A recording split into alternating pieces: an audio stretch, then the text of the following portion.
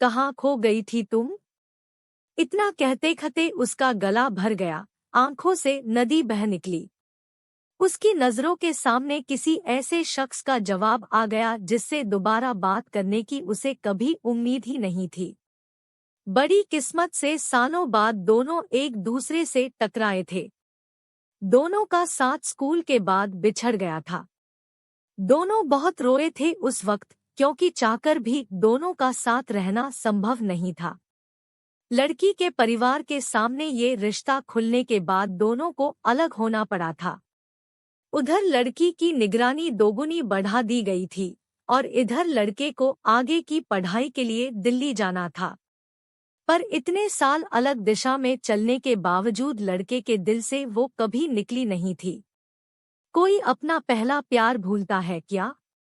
हर पल हर वक्त अपनी पढ़ाई के उन सालों में वो उसको भुला नहीं पाया था।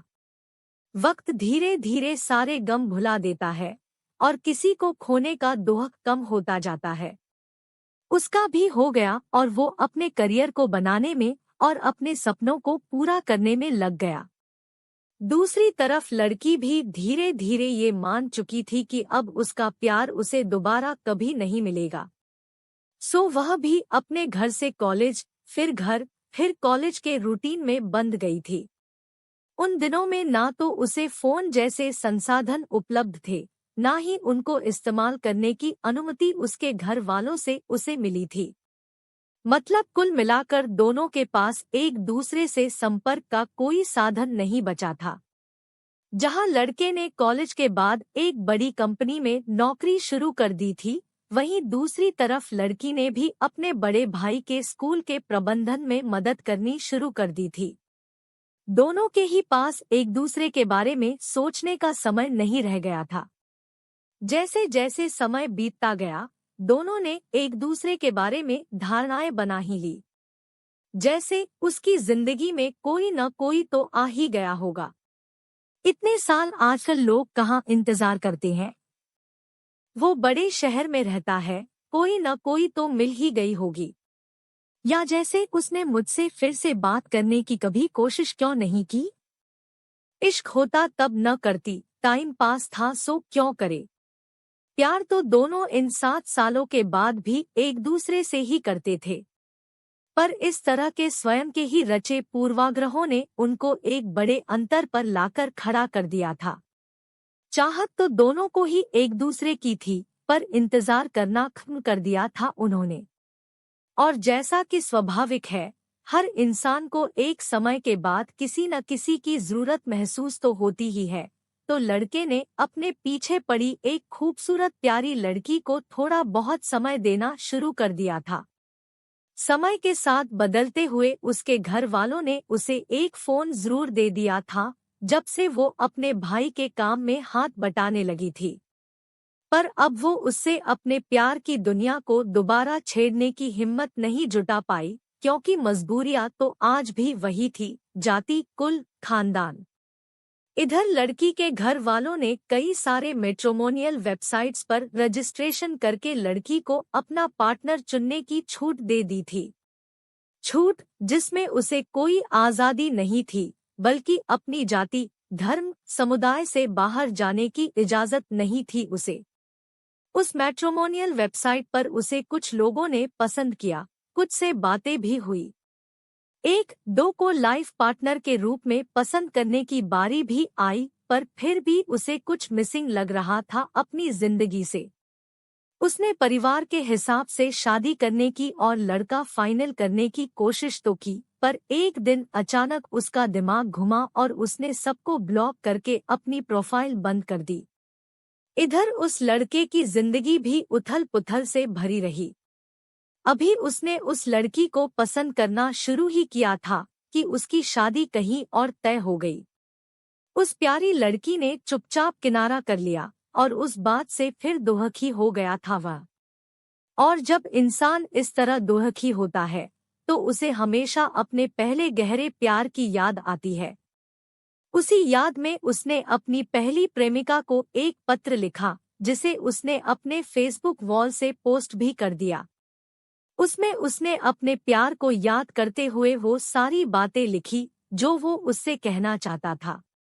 उसने ये भी लिखा कि उसे उम्मीद नहीं कि कभी वो उसकी कहानी पढ़ेगी भी या नहीं, पर अगर पढ़े तो ये जान ले कि वो आज भी सिर्फ उसी से प्यार करता है। दूसरी तरफ लड़की ने सोचा कि वो लड़के को फेसबुक पर ढूंढेगी और सिर्फ उसकी प्रोफाइल को देखा करेगी। इंटरनेट इस्तेमाल करना वो भी अब सीख चुकी थी मैट्रिमोनियल की कृपा से। तो उसके इस्तेमाल से उसने अपना पहला फेसबुक अकाउंट बनाया और उस लड़के को ढूंढना शुरू किया। और ये क्या? ये भगवान की कौन सी लीला थी जिसने उसे उस प्रेम पत्र तक पहुंचा दिया था।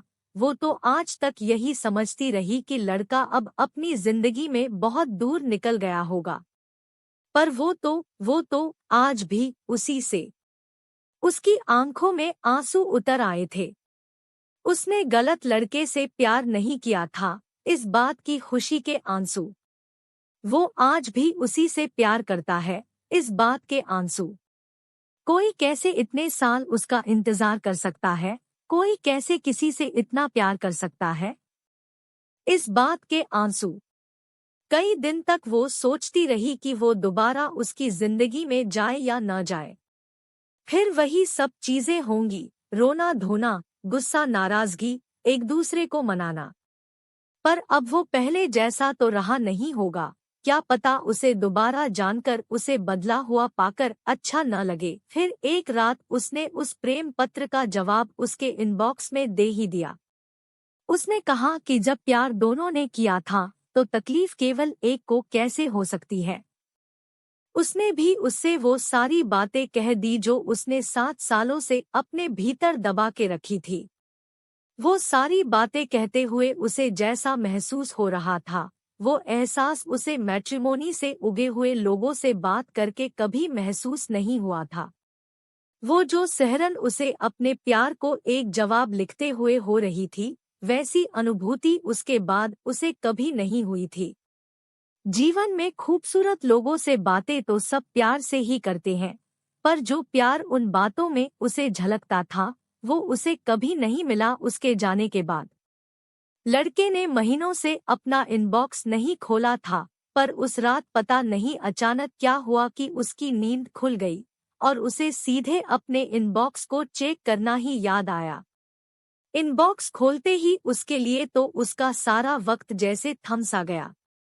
वो एक लड़की जिसको उसने उम्र भर चाहा था, उसने उसके प्रेम पत्र का जवाब दिया था। उंगलियां टचपैड पर स्क्रॉल करने में अक्षम हो गई थी, कांप रही थी। दिल दोगुनी रफ्तार में धड़क रहा था।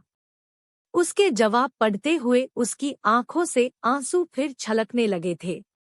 वही आंसू जो उस लड़की की आंखों से निकलकर लड़के के गालों को भिगो रहे थे, वही आंसू।